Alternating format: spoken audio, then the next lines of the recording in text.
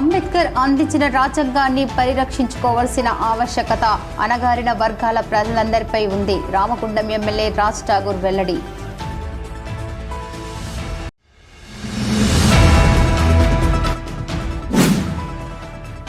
Singareni RG one యాజమాన్యం ఆధ్వర్యంలో ఘనంగా డాక్టర్ బిఆర్ అంబేద్కర్ 134వ జయంతి వేడుకలు.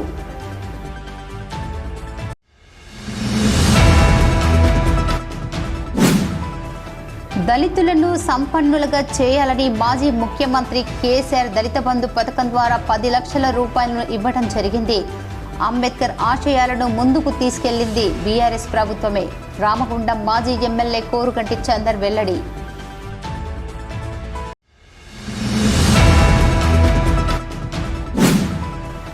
బాబాసాహెబ్ అంబేద్కర్ జయంతి సందర్భంగా మాలల ఐక్యతను చాటుతూ గోదావరికని పట్టణంలో భారీ ర్యాలీని చేపట్టిన మాల సంఘం నాయకులు.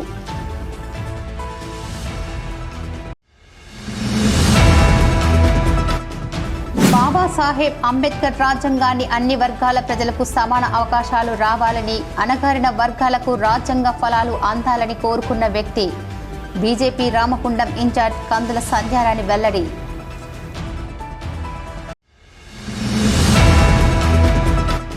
దేశంలోని ప్రజలందరి మధ్య సమానత్వం రావాలని బాబాసాహెబ్ అంబేద్కర్ కోరుకున్నారు.